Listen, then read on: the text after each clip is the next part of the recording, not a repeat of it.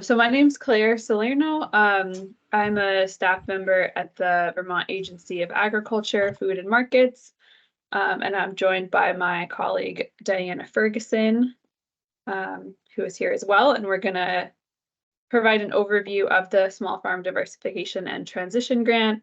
My role is I am the program support person for the Working Lands Enterprise Initiative, which some of you might be familiar with. Provides other grants for farms and forest-based businesses in Vermont. And so we are staffing this new Small Farm Diversification and Transition Grant program. I think everyone here is muted, which is great. So if you could just stay muted when you're not speaking. But there's definitely going to be an opportunity at the end for Q&A. I think if you have a burning question, as I'm talking, you're welcome to raise your hand or unmute or put in the chat, and we'll be monitoring that and can answer that right away. Otherwise, if you want to hold questions until the end, we'll have time to answer those. And then especially if you have questions that are very specific to your farm or your situation, I'm happy to set up any follow-up calls or emails with any of you to kind of talk through some of those specifics. So thank you for joining us today. And before we dive into some of the details of this Small Farm Diversification and Transition Grant, I did want to let folks know of some related grant opportunities that are open now or soon. The main one being the Agriculture Development Grant for Meat and Produce, which is also a new grant this year that is opening this Friday, and it can provide funds in the range of $35,000 to $300,000. So it's a bit larger than this grant that we're talking about, and is only for meat and produce operations. So it might not apply to all of you, but if you are someone that maybe has a bigger project than this grant can support, then I'd encourage you to look at that. And then the Agency of Agriculture.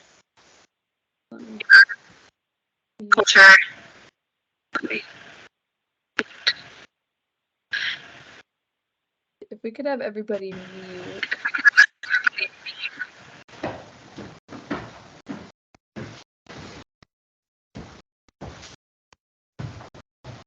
Is anyone still getting an echo?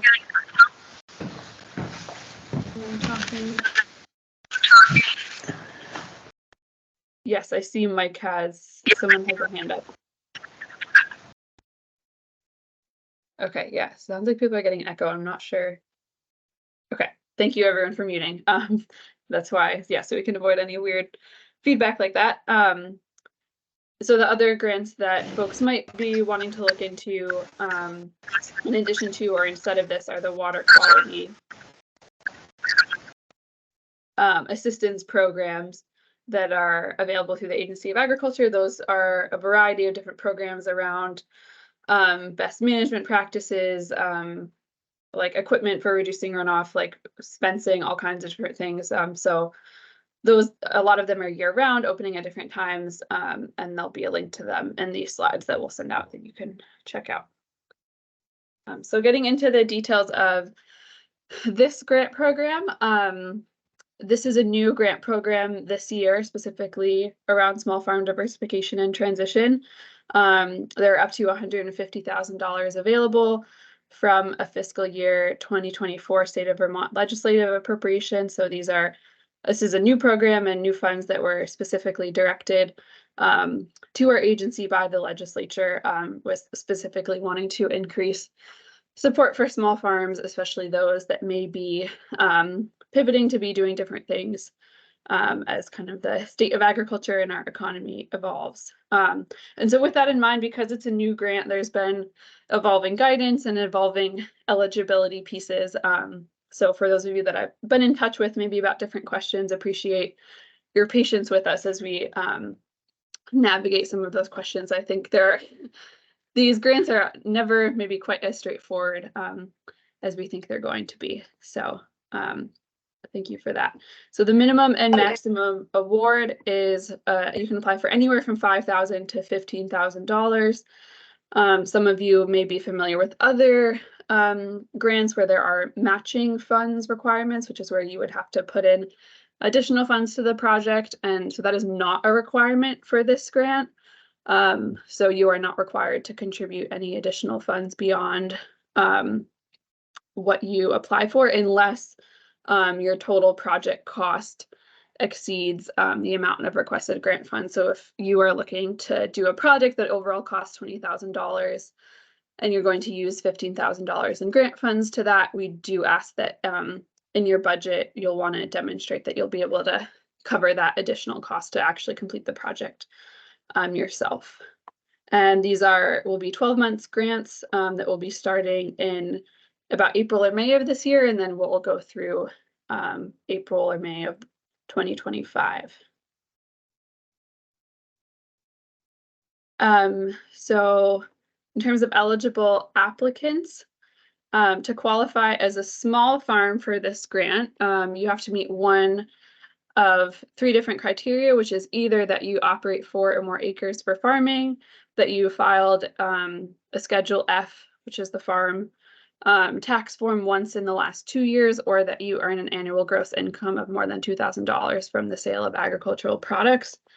So basically, for those of you that might be familiar with farm determination rules from the Agency of Agriculture, this is anyone that is a small farm operation or a certified small farm operation.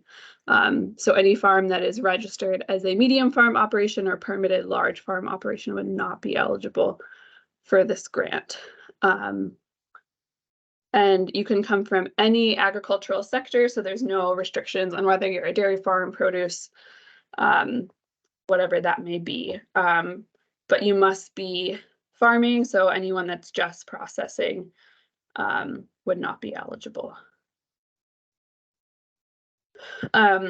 More details on the eligible applicants. So your business can be structured in any way. You can be a sole proprietorship, an LLC, a nonprofit. It doesn't matter if you are anything other than a sole proprietorship, then you would need to be registered with the Secretary of State.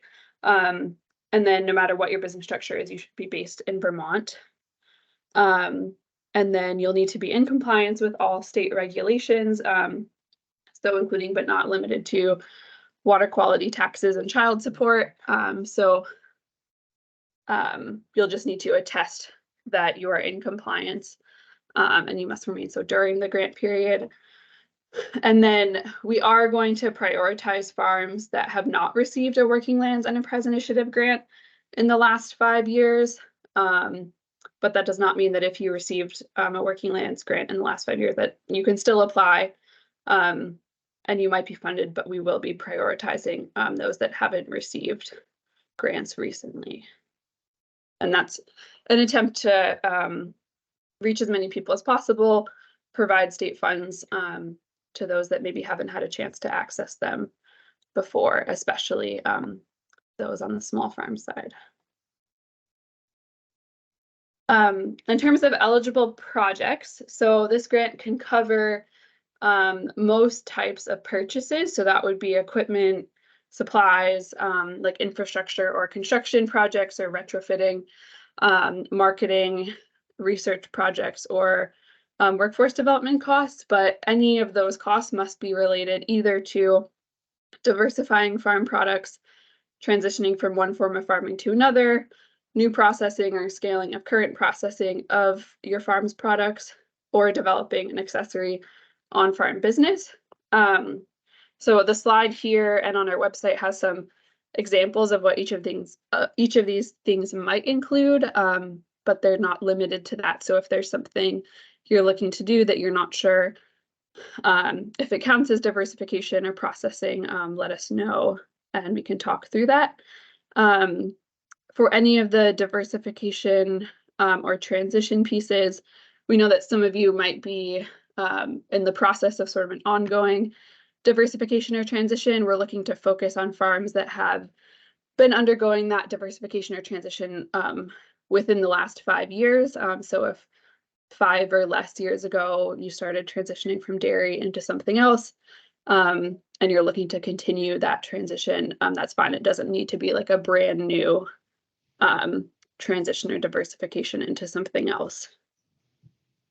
And the same would be true for processing. So some of you might be trying to start processing your products.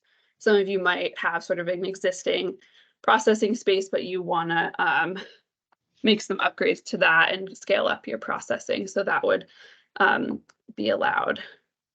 And then, yeah, Oliver, do you want to ask your question? Would it fall under that diversification category if we started a farm in the last 5 years? I think it likely, if you started a farm and you started doing something different, and then you're looking to like transition into a different type of farming or add additional types of farm products, then that would likely be fine. And I'd be happy to talk more with you individually about that. But yeah, there's no, I guess, specific restrictions on when you have started your farm for this grant. And then in terms of developing an accessory on-farm business, so you'll see there's a link here which we can put in the chat, and then it's also on our website.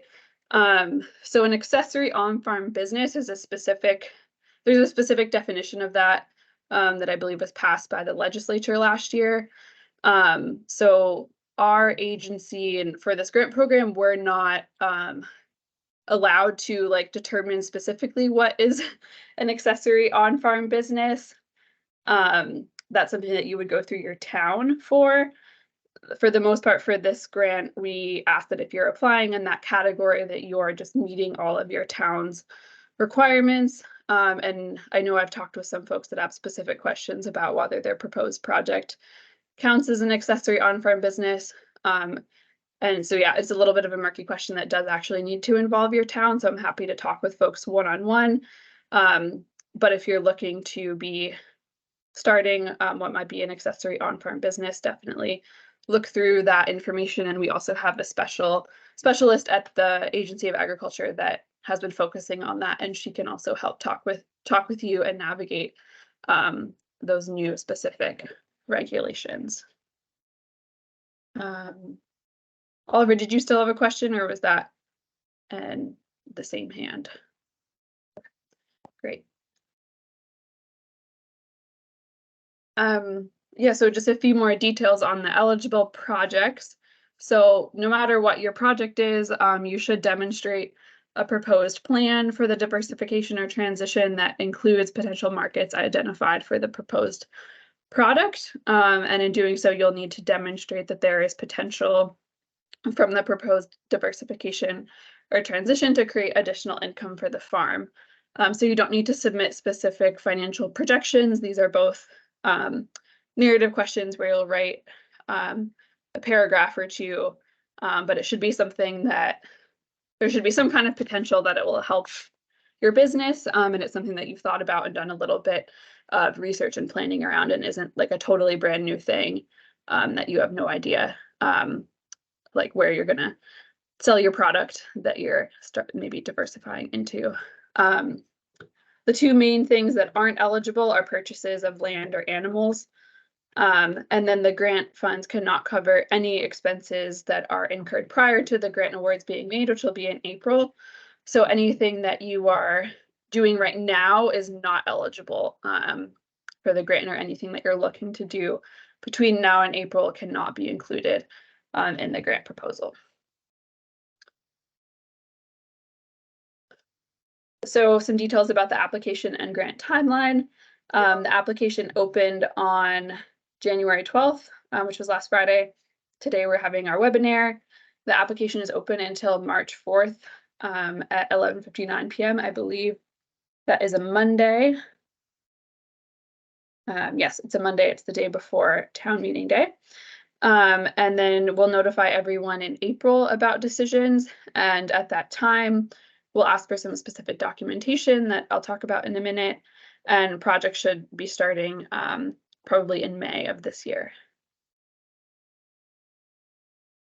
So the request for applications document is sort of your key guide to the application. It's posted on our website. And you can access it there. So it contains key dates, which we just went over, the program information that we just went over, the applicant eligibility, project eligibility, and then it has the whole application, all the questions listed out. So you can look at that, you can start planning how you might want to respond to things or be working in that. You can put things into a Word document if you want, and then it has the review information and how the applications will be scored, which we'll go over in a minute, and then information about grant reporting and requirements if you are awarded a grant. So yeah, the request for applications is really a key document that everyone that's looking to apply should look over. It's long, but it does really have, it should have hopefully everything you need, unless I know some of you might have, more specific questions or situations, and that's fine, but definitely recommend that as your first stop for any questions that you might have. So these are the scoring criteria for this grant. And so for those of you that maybe have applied to other grants through the Agency of Agriculture, this grant review process is fairly similar in that every application will be read by 3 different reviewers who will score it based on these criteria, and then also provide written comments and feedback. And then there will be a review meeting or meetings to discuss which project should be awarded based on the funds available. So it's never, decisions are never based only on the scoring. So for that reason, we don't expect that everybody is scoring highly in every category. Some people might be really strong in some categories and not as strong in others, and that's okay. That's why we try to have sort of a more holistic review process. The scoring criteria are, there's 20 points each for business viability and then project impact. So that's information about your business, like history of your business, management strategies, and how you approach maintaining financial viability. Understanding that maybe not everyone, some people might be operating at a loss right now.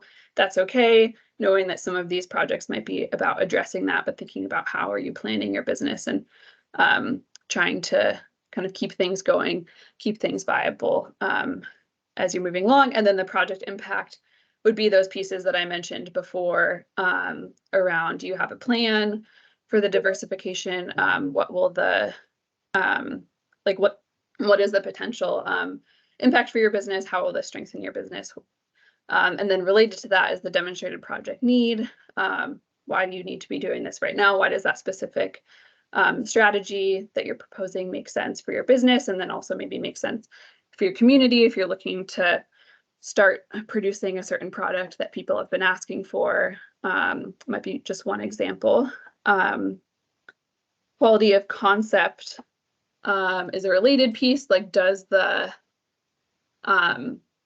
like overall project that you're proposing like make sense? Is it like responding to this need? Is it a reasonable scale? Like with this grant, hopefully we're mostly seeing smaller scale projects, but we're not seeing something that's like this huge big project that maybe doesn't make sense right now, but that the thing you're looking to do sort of makes sense and is a reasonable approach for the business, and something that is realistic to be able to be done in the 1-year grant period. The budget is around whether the budget makes sense for the work you're proposing. There is a requirement to submit quotes if you're looking to purchase any pieces of equipment or hire a contractor for more than $5,000. So showing that you've kind of done some research on the pricing and that you're not going to be awarded this project and then come back and have everything cost 8 times as much, which we can talk about, understanding that there are some price fluctuations these days. We can talk about what things look like once you're awarded. There is a question that we've started asking in all of our grants around engagement, equity, and equality. And so it's a fairly broad question around how this project that you're proposing might impact different communities that might be historically marginalized or disadvantaged. So that could be, again, it's pretty broad. So it could be something that's related to you and your farm. It could also be that maybe your project has like a food access component or other sort of community engagement or community equity component. So it's fairly broad and subjective. And again, not every project might have that, and that's okay. And then the last piece would be goals and expected measurable outcomes. So you should provide with your application 2 or more clear goals. So it might be that if you are looking to add some like laying hens to your farm, it could be a goal around what your revenue will want to be by the end of this year or something like that. Or adding, X number of new customers, whatever it might be. But trying to get as specific as possible with those goals. So the documents required in the applications, there's not a whole lot required beyond filling out the online application, which we'll go over what that looks like in a second. But there is this short water quality compliance form, which is a form that you have to download and sign and then re-upload.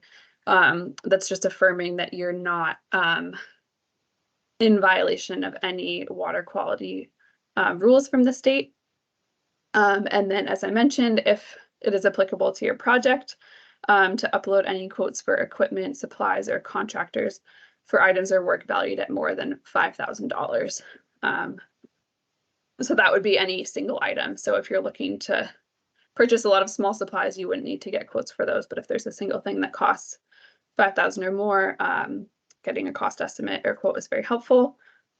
And then it is optional if you would like to, actually, I think I forgot to update this, Diana. I don't think there is an option to add a letter of support. Correct me if I'm wrong, Diana. Did we take that out? I think we have the ability to add an optional letter. Yep. Okay. Right. Yeah. So if you have someone like a partner farm you're working with or a community member that would be really excited about your diversification, whatever that may be, they are welcome to provide a short letter explaining that. But again, it's not required. And then also not required, but if it makes sense for your project, you're welcome to add any additional documentation around project planning or work completed to date. So that could be like a more detailed document of project plan, blueprints, the section of your business plan, pieces like that. Again, not required, but if it's something that you want to provide, the option is there. And then for farms that are awarded this grant, before you start work, you'll need to submit a current W-9 form, which will need to be signed and dated within the last 6 months, and then a certificate of insurance that names the state of Vermont as additional insured. And these are required for all state of Vermont grants, no matter what they're about. And usually those are fairly straightforward, but we can answer any questions about those as folks are awarded grants. And then we'll develop a grant agreement document that you'll need to e-sign. And once that's done, that's when you can begin project work. So I see Diana's been answering questions in the chat. Thank you. So we're going to go into a short demonstration of WebGrants, which is our online application system. But I can pause here if anyone had other questions that would be helpful to talk through out loud regarding anything I just talked about.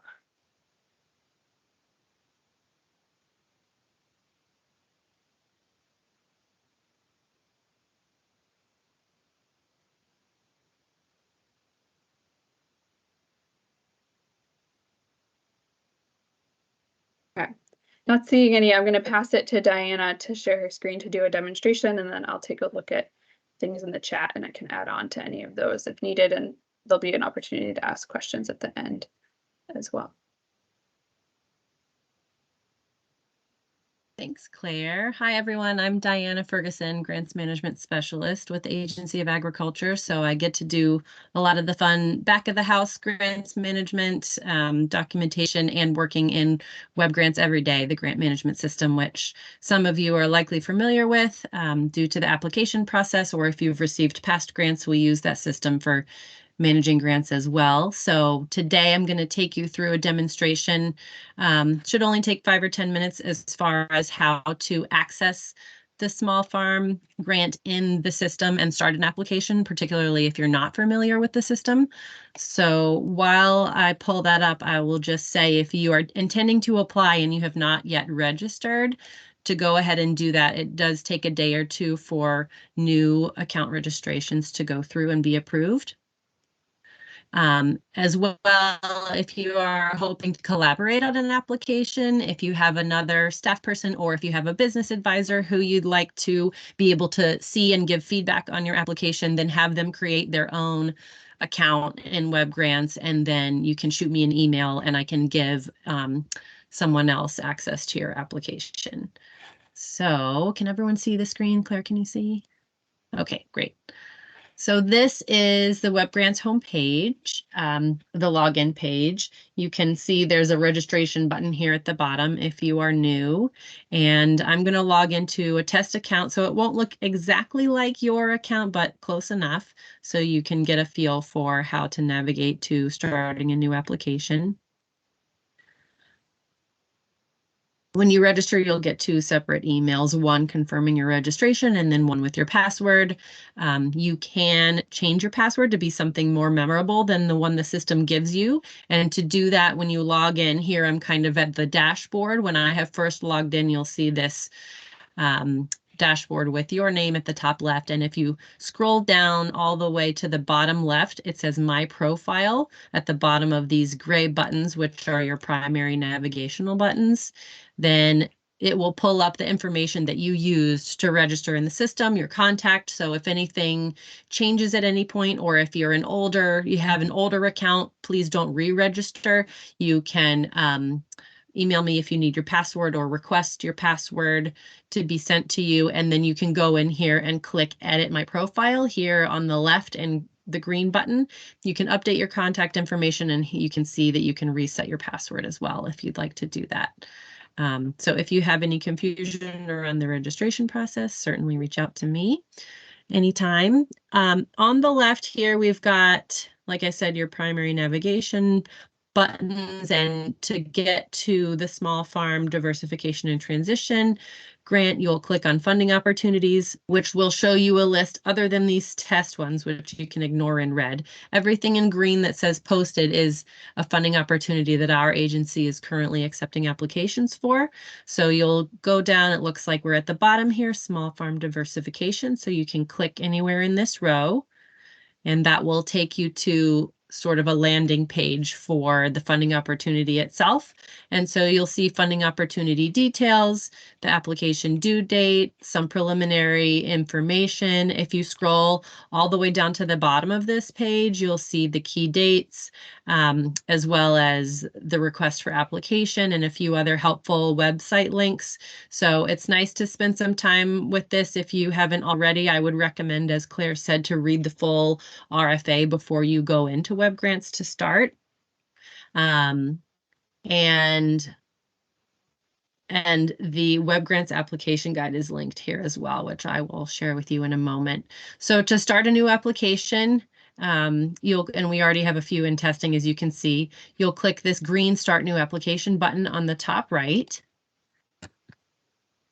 And that will take you to a 3-step wizard, which is just telling the system that you're ready to sort of build the backbone of your application before the forms themselves are loaded. So you'll give yourself a project title here at the top, and you'll have an opportunity to create a more descriptive title in the application itself. So this can just be something short and sweet, and then confirm that your name is showing here as the primary contact, and then you can click Save Form Information at the top right.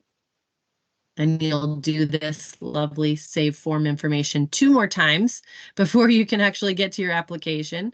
So the next phase is to confirm that your organization is correct. So if you have multiple organizations that you work for, or you're a consultant and you're associated with other businesses, make sure that this one, that your correct one is showing here by organization, and then you can save again. And then the last step is optional, and that's if you already have multiple folks registered under your business. Then you can click here under additional applicants to add their names. And this is specifically so that someone else can help you edit and submit the application. And we encourage that if there are going to be multiple people working on it, so that we know who is collaborating and we have the right contact information to reach out if we need to. Of course, if you're the only person working on the application, you can skip this step and then just save again for the last time.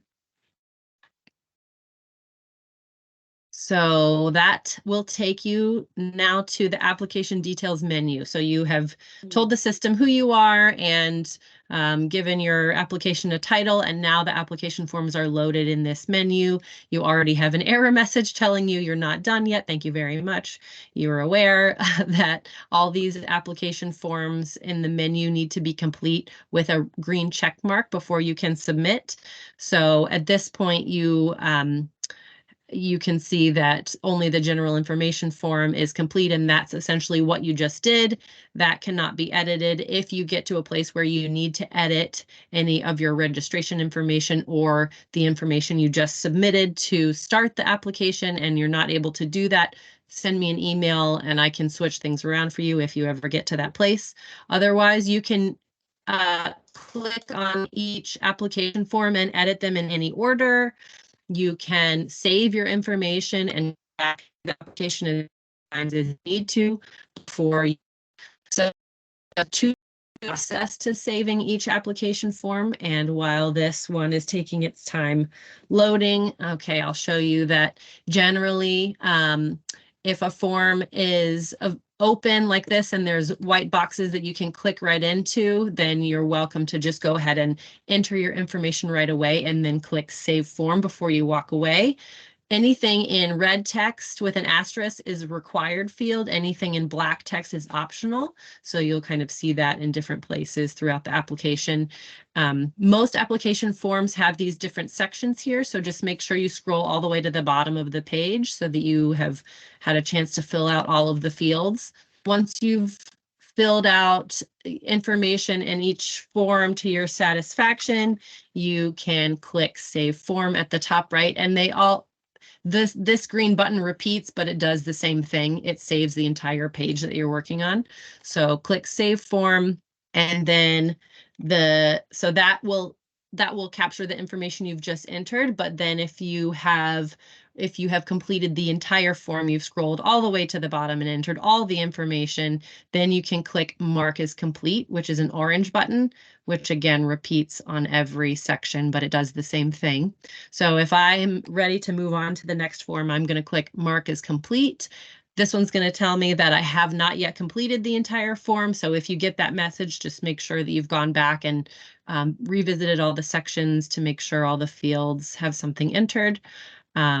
You can navigate back to the application details menu where we just started, or if you're ready to move on to another form, you can use these shortcut links here at the top that I'm hovering over. It takes you to the same thing. So here's the next form called Project Information. I can just click on that and that will take me to the next form. And like I said, again, you can edit them in any order and save and come back. So even though if you have saved the form, and also, if you've done the second step of Mark as Complete the form, you can still go back and edit any form at any point before you submit it. So use this back option here in Web Grants rather than your back button on your internet browser. It tends to be a little more reliable. You can go here, App List is where we just were, the application form menu. And once you have marked all the forms as complete, you've got green check marks all the way down, then an orange button will pop up here that says Submit Application, and this nice error message will go away and say that you're in compliance and can now submit. So double, triple check your content before you submit, because once it is submitted, you can't re-edit it. And you should get a confirmation screen here in your browser, and then a confirmation email as well to your primary contact email saying that your application has been submitted. And that's essentially the application process. I won't walk you through the whole thing, but these forms and word for word, the questions that appear in them are spelled out in the request for application. So folks do find it helpful to often type your responses into a Word document so that when you're ready, you can just copy and paste them all into the system at once rather than having to log in and out multiple times. It's totally up to you.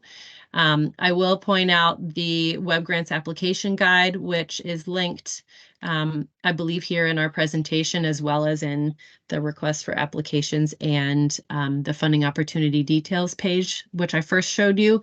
This is a step-by-step guide of what I just did from start to finish that helps you with screenshots showing what you should expect to make sure that once you are in Web Grants, you're headed in the right direction and you can submit everything completely and accurately. So hopefully that's helpful to you if you are a new applicant especially, and I'm happy to take questions. I think that's the bulk of the details about Web Grants itself. I will say that the system is not perfect, and sometimes there are glitches or things don't look the way you think they should. And so if you run into a snag and you've read the application guide and nothing is helping, feel free to call or email me, and I'll be happy to help you through any stumbling points if you need it.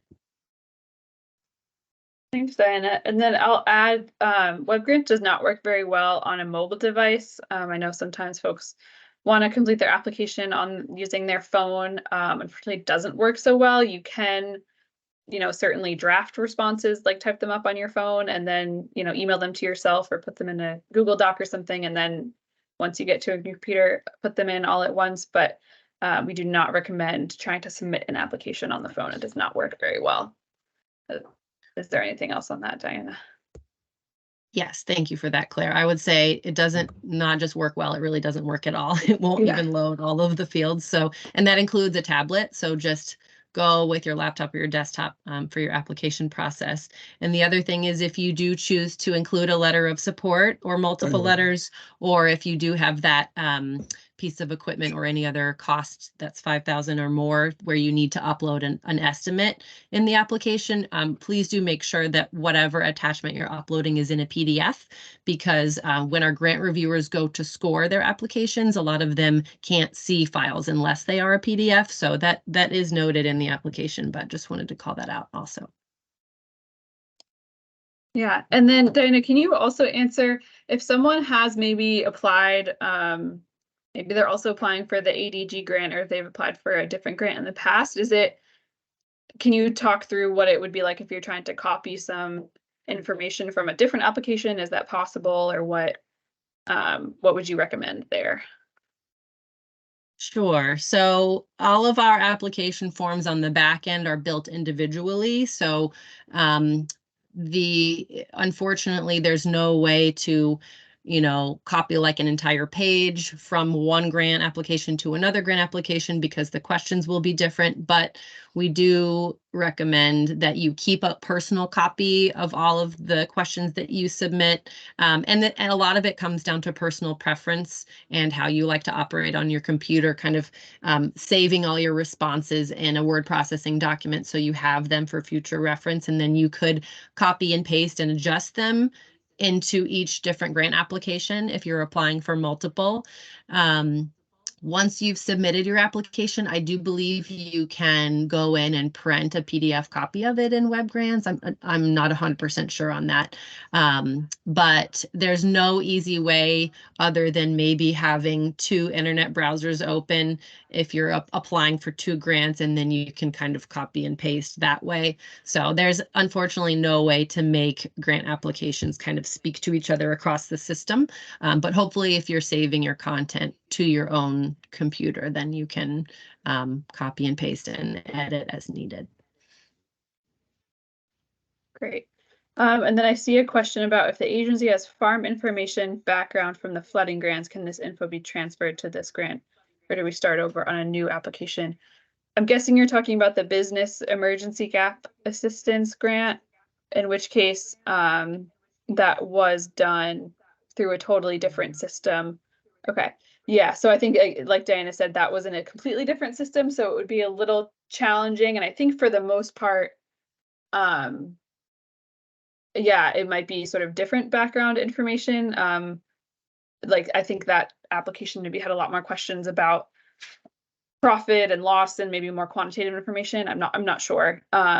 So I don't know how much of it would be relevant. So, okay, yeah, so tax returns are not needed for this. So probably, unless there's something in there that you kept a copy of and you want to copy and paste, like the paragraph that you wrote about your business, or like flooding and how you're impacted by that, if that's relevant to this application, I would recommend that you would do that on your own end if you saved it, or reach out if you're looking for a copy of your application to whoever you submitted it to, because that was through a different program than ours. But I'm guessing most of the information is a little bit different. All right, so I'm going to go back into our PowerPoint. And yeah, I'll just say quickly, if you submitted an application through web grants in the past, like a year or more ago, and you want to see what you wrote about your business so you can maybe use that again, you should be able to log into web grants and see your old submitted application, and then you can copy and paste information out of it, or you can save it as a PDF to your computer.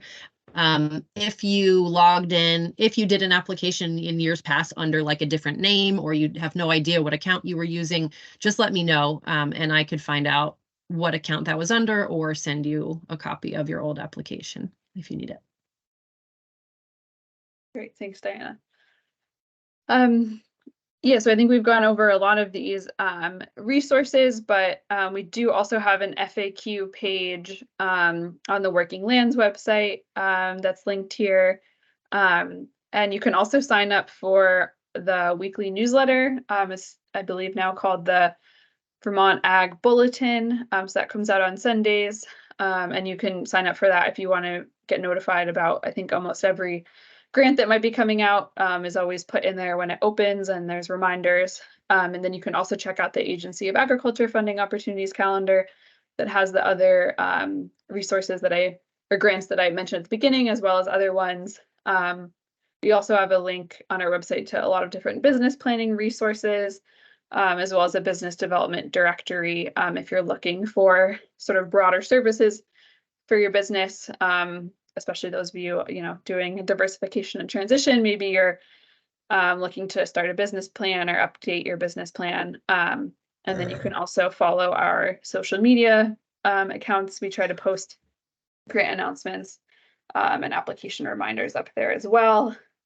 And then, yeah, speaking of other grant opportunities, I know this year has been sort of a year with a lot of new grants and more grants in general. So some of you may have already applied for or be planning to apply for other ones. So if you're welcome to apply for as many as you like, but you cannot be awarded more than one of the Working Lands grants, as well as the Small Farm Diversification Grant, as well as the Agriculture Development Grants, which was either the Maple one that is closed or the Meat and Produce one that is opening. So if you for example, are wanting to apply for this one and the Agriculture Development Grant, those kind of operate on the same timeline. So you're welcome to apply for both. They'll both be reviewed sort of through their respective review processes. And in the event that you would be awarded both of them, you would be notified around the same time in April, but you would have to decline one of them. But it is allowed that you could apply for both, and the processes are fairly independent. We do, our colleagues manage that program, and we do work with them to kind of communicate around who's applied for both, just so that we all know and everyone's on the same page. But yeah, or if you receive this one and not that one, that's totally fine. And then if you have applied for a different grant that you're still waiting to hear back on, you're welcome to still apply for this one because it's open until early March. You could wait until you hear from whatever that other one is, and then submit this application, closer towards the March deadline, if that makes more sense for you. And again, I'm happy to talk through weighing those things with anyone in their specific situation. We wanted to let, some people really want to put the time in and want to apply for as many as possible. So we wanted to let people do that if they want to, but also recognize that applying for grants can be, a time commitment. And, if you prefer to submit one strong application to just one opportunity, I think that's, totally fine as well. And this, I guess, just for broader context, this fiscal year FY24 that we're in will end in June, and the legislature just reconvened, and they're in the process of doing the state budget for next year. So towards the end of the legislative session, we'll have more information about what grants might be offered next year. Like I mentioned, this was a new grant. Those agriculture development grants are new. So we don't know yet if they'll be available again next year. So unfortunately, I can't say if you're kind of weighing whether or not to apply that you can wait until next year, because we don't know. Hopefully by the time awards are made in April, we'll have more information. If in the event that you don't receive an award, we might know more about whether or not you could apply for this grant again next year. So yeah, that's why I definitely recommend signing up for newsletters, keeping in touch with the calendar, because over the summer is really when a lot of the new information comes out about these different grants. And then some final tips for assembling a successful application. As much as you can start early, that's great, especially if you are kind of unsure about where to get going, or if your project qualifies. The earlier you can reach out with questions, we can get everything squared away. Some of these more apply to folks that are in the bigger grants, and less into these smaller ones. You might not have other stakeholders on your project, but definitely if you're not registered in web grants and you're thinking you might want to apply, it's great to just register so that you have an account and that's all set up, even if you decide not to apply to this one, but you want to apply for something else in the future. Reading the full request for applications, and then also if you want to refresh on web grants, you can look back at that web grants guide that Diana mentioned that has the screenshots. We'll also send out this recording so you can take a look back through that, or contact Diana and I if you need help with any of that navigation. As we mentioned, you're welcome to draft responses separately and then put them into web grants. The system you cannot submit any application after the deadline, which is 11:59 p.m. on Monday, March 4th. You can continue editing your application, but anything that happens after the deadline, we can't accept unless there's some, crazy snowstorm or your power went out as you were working on something. But otherwise, please get your submissions in for the deadline, because it's very rare that we can make an exception to accepting late applications. And then I'm always available for a one-on-one call. I will put my phone number in the chat, since sometimes that is the easiest way to reach me. But you can also send an email outlining your questions. That number is also a cell phone, so you're welcome to text it if that's easier to try to set up a time to call, or if you call me and leave a voicemail, I'll get back to you as soon as I can, which I try to do within the day, but sometimes is a little bit longer.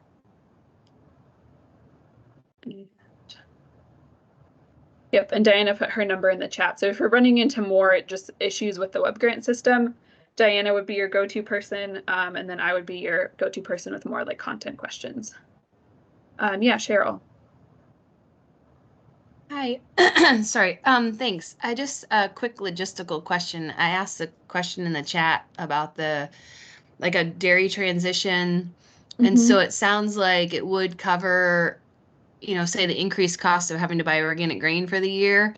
So I guess I'm just not having seen this layout of the budget, like what that looks like. So would it be something like, okay, the difference in price between the organic and the conventional grain, like say it's $200 a ton.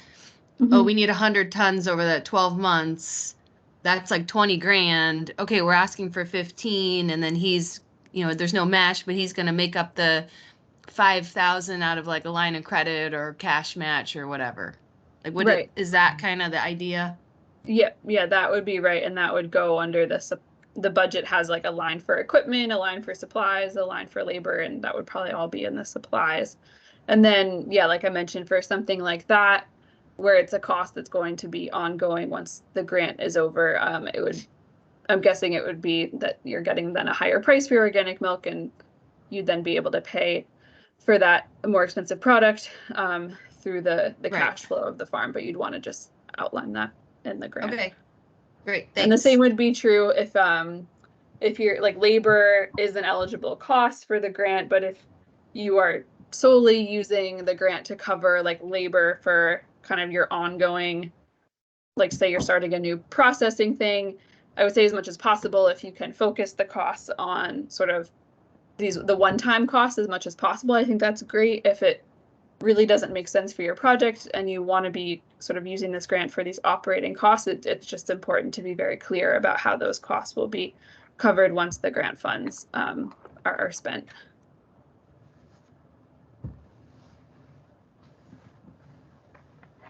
Any other questions?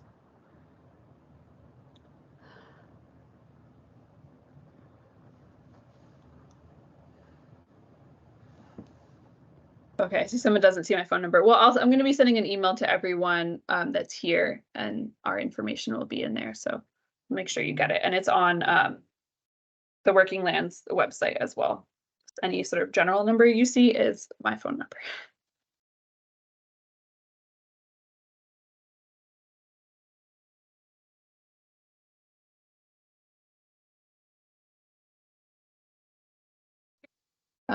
Yeah, another question I see. Cheryl. Oh, maybe not. All right, I'm going to go ahead and stop the recording.